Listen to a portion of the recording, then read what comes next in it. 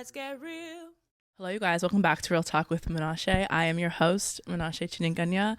How are you guys doing? I hope you're doing well. How is life for you guys? Life for me is good. A little recap. First of all, last week's episode, I had Mara on, and I really enjoyed that episode. And so I hope you guys enjoyed it too. I really love having guests from time to time. Like, I definitely want to implement it more. I love both. I love being by myself. I love having guests. And it's just fun when like people I know come on and like say yes. And it's just so sweet. And our conversation was so funny, like talking about, you know, Butter the Butterfly. But shout out to you, Mara. Thank you so much for coming on. But yeah, what else has happened since we last spoke? Oh, 4th of July. Happy 4th. I hope you guys had a good time. I went to go see the fireworks, as many do. And the fireworks were very lacking for me this year. I don't know what the deal was.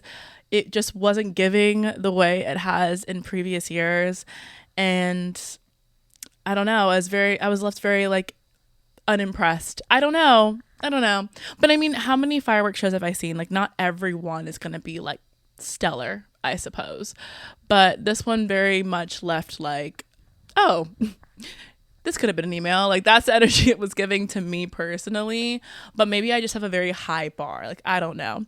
But regardless, I hope you guys enjoyed your holiday and are doing well. So my friend the other day, shout out Marissa, she messaged me and she was like, I'm going to need you to watch Love Island USA and give me your thoughts like on the podcast. And I said, you know what? Say less. Okay. So one thing about me is I love watching reality TV, although I do like, it's hard to explain. Like, I won't just watch any reality TV. I typically keep my reality TV to like Real Housewives, although I haven't currently been watching anything. And the Real Housewives, the franchises that I loved, like Atlanta, Potomac, they've been very lackluster. They don't even have new episodes right now, but they've been very lackluster lately. So, you know, and in my heyday, I watched like Bachelor, Bachelorette. I stopped watching that years ago. And then there's like some Netflix shows every now and then I've watched. But, you know, she messaged me and I was like, you know what? I don't really have much going on as far as like TV. Like, I can watch this. I can lose a few brain cells. You know what I'm saying? So I was like, let me tune in. But here's what I didn't know. So I've heard about Love Island, but I know it's originally started in the UK and now I guess there's a USA version. I've heard about it before. I've never watched it. I've seen little clips here and there. I really truly didn't know what was going on. But I've watched 3 episodes now. Now here's the thing. For those of you that have never watched, because I'm just like figuring this out now. I've only watched 3 episodes, but get this, there's an episode that is released every single day, except on Wednesdays. So they're literally on episode like 24, 25. I'm so behind, but I feel like it's going to be good because eventually I guess I'll catch up. It depends. The reason that Marissa told me to watch it even in the first place is because she said this season is so crazy that I was like, okay, like if it's that crazy, let me watch it for myself. And I think the last time I spoke about a reality show, wait, what? Love is Blind. I think that's the last reality thing I watched. And like, what did I say? I was like, love isn't blind, love is blind, love is deaf. I don't remember. I said love is a lot. I don't even know where I went with that. But that being said, I've watched 3 episodes and honestly, I don't even remember their names or even care enough right now. But let me tell you something. I didn't realize I had a bar for reality television, but turns out I do, because the way I've watched 3 episodes, I was on episode 1 and I literally was already rolling my eyes. I was like, what is this? Like, what am I watching? On this show, they go on to like find love and they're also trying to win money. So it's like, is it a game show? Are we trying to find love? Like, what are we doing? I guess both, but like the dramatics of it all, I can't take these people serious. And like, here's the thing, like, I think I'm actually too real for reality, and that's why I could never be on any reality show, because I think of all the things that I feel like normal sane people would think about that they're not thinking about, like making out like on camera for the world to see. I'm just like, your parents gonna watch this, like family, friends, like that is in the back of my head. And I think you have to be a little bit just in your own world to the point where like those things don't affect you. Otherwise, it won't be good reality television. But these singles come on and they've literally, this is how it started. This is literally how it started. They come on and then the first like thing they do is they have like a kissing contest, and they all make out with these random people that they just met. Imagine you're in a room with 5 strangers. Actually, everyone's a stranger. The other girls are strangers, the guys are strangers, and you're in this line and you're drawing names or something, and you're literally making out with people that you just met like 5 minutes ago. And based on who they're attracted to and who they felt like was the better kisser, they will choose to stay in the bed that night with that person. I like can't even, like, I literally was like, this is insane. Yeah, I don't know. What's really throwing me, right, is that because it's filmed every day, I'm assuming, right? Like we're seeing like, maybe we're getting the episode the day before, whatever, but it's all happening in real time, I think. But what I'm not understanding is why they're so dramatic. Like, people are like crying about betrayal, but we're 3 days in. Like, I met you 72 hours ago. What betrayal are you talking about? Like, I don't really know. Like, I just like, I'm just watching this and I'm just like, oh, like, I don't know. And the thing about reality television is it's mindless and it's fun to watch, and it lets me escape reality, I guess, for a little bit, be in their world and like snap out of it. But wow, this just is really interesting. I haven't even really gotten to crazy drama yet. I'm just kind of getting like the scope of what this situation is. And I don't know. I guess we'll see. I guess we'll see. I'll keep you guys posted. If anything really crazy happens, I'll let you know. I'm not even going to tell you to watch it right now because there's definitely like 50 other things I could name that are better for you than to be watching this show. But like maybe it gets so crazy that I just have to like, you know, tell everybody to watch it. Like, I don't know. We'll see. We'll see. So for today's main topic, I want to talk about the importance of reframing things, okay? Reframing things specifically that you need to get done. What do I mean by that? Newsflash, you're not always going to want to do what you need to do, but it doesn't mean that it doesn't need to get done. Does that make sense? Like, there are things in this life that you have to do, okay? And instead of wallowing about it, complaining about it, making it a big deal, I think that we should reframe the way we look at it altogether so it helps us accomplish what needs to get done. I don't know why. I feel like in this day and age, like we're aware of the fact that we need to do hard things or we need to do things that we don't want to do. But for some reason, I just feel like we're in this time where we so willingly talk ourselves out of things, you know, and we need to fix that. We need to fix that because that's actually harming us, not helping us whatsoever. And it's kind of a detriment to our lives. Why can I talk about this? Because I'm literally living it right now. Like, I just feel like I'm in this period of my life where I'm like, okay, like we need to reframe some things. Like some things just have to get done, and there's no ifs, ands, or buts about it. If you wait for the day that you feel like doing something, what happens if the feeling never comes? Like, what then? Like, what happens then? You're not always gonna feel it. The feeling's not always gonna be there. The feeling may never come, but it still needs to get done. Okay, that's why we can't always listen to our feelings. Okay, there's a lot of there's a lot of feelings. There's a lot of feelings, and a lot of times it really doesn't matter how you feel.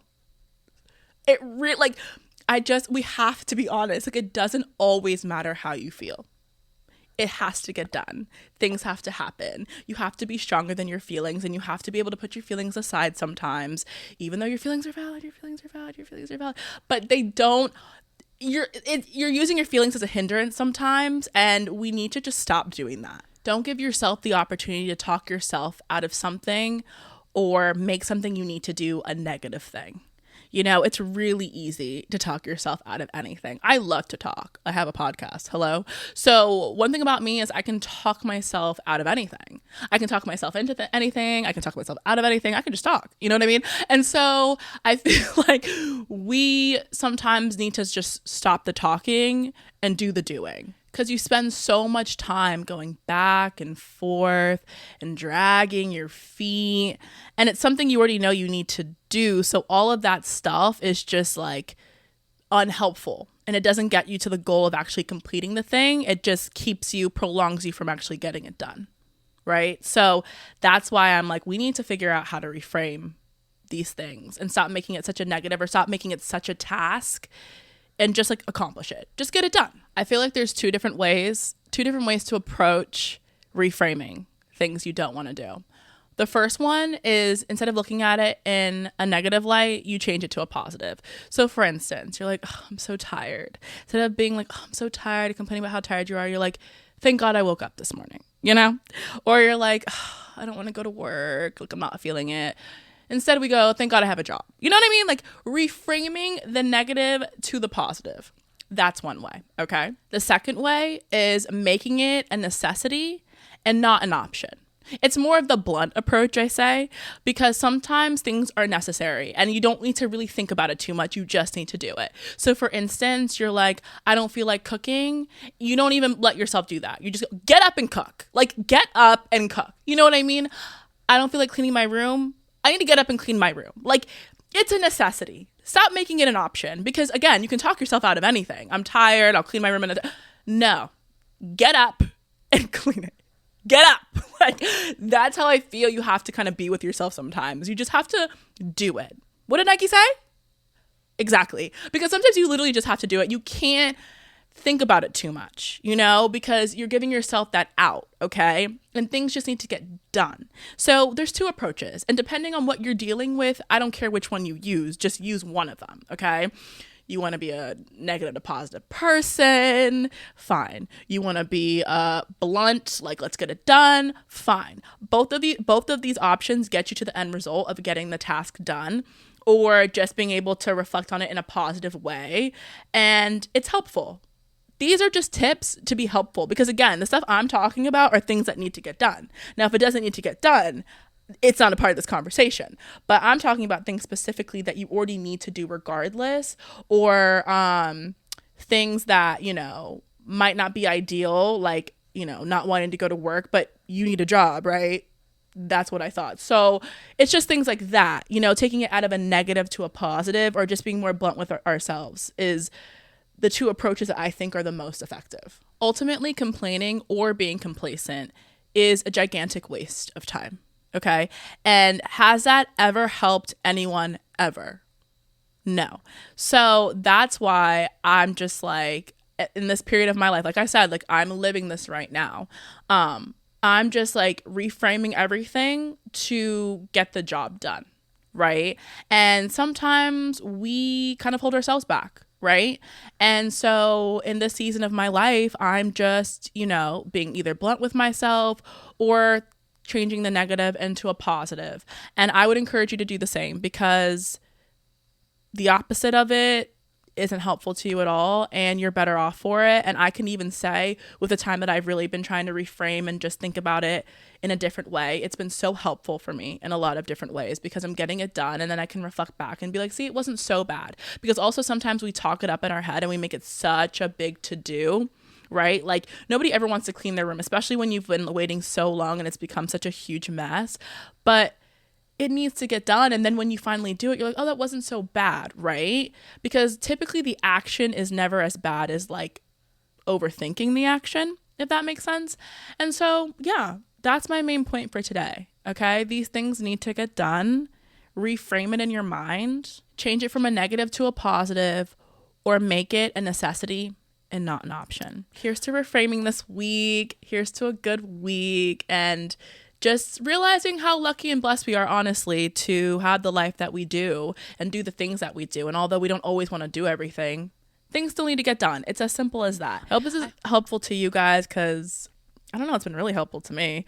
And I like to share the things that I'm doing because, I don't know, if I'm dealing with it, I figure someone else is dealing with it too.